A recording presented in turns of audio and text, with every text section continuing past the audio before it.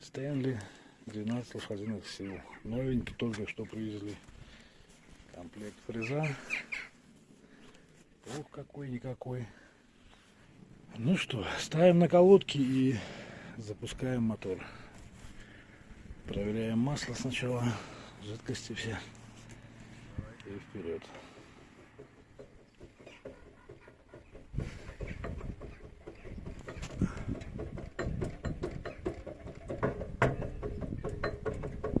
Ну вот он, видно.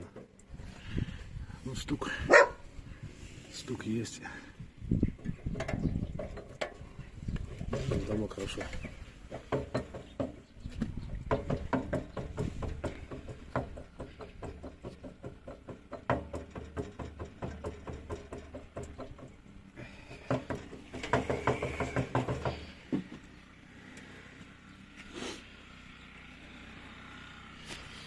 В общем так, с Нави на маховике был люфт, не продольный, а боковой.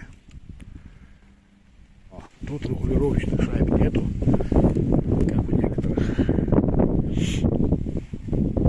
Стоит стопор подшипника, стоит со стороны от цилиндра. Так, значит, этот подшипник не подожмет этот вал до конца,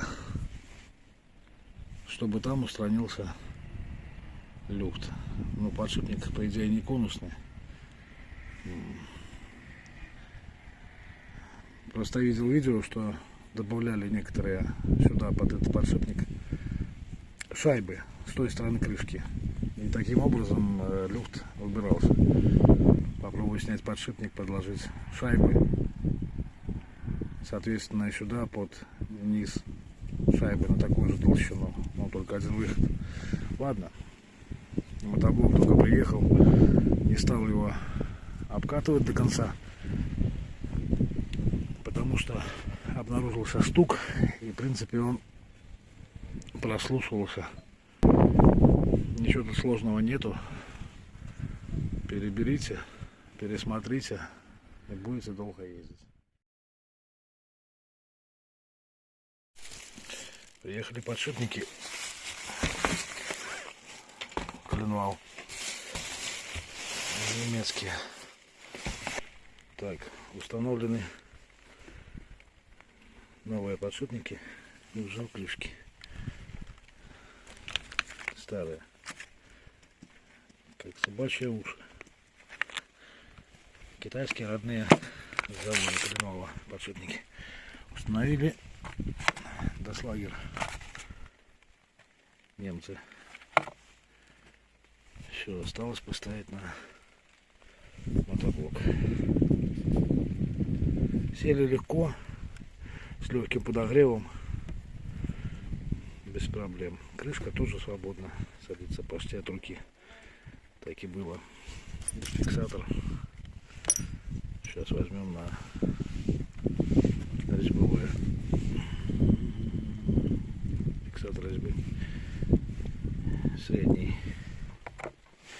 Все, дальше смотрим. Так, подшипники установили, крышку поставили.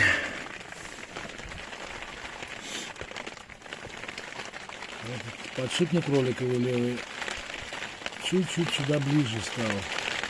Тот был в корпусе до конца, а этот даже чуть-чуть миллиметра два, наверное, выходит из корпуса. Так, сейчас балансируем. Ну и в принципе можно все остальное собирать. Так, немножко кустарным методом проверяем дисбаланс. Дисбаланс маховика, раз уже подшипники меняются. Но это прилично. Это прилично. Хлоп. Хлоп. Да. Да, вон видишь, я не знаю сколько грамм. Сейчас магнитиком проверим, если магнитик нацепить и проверить, где что.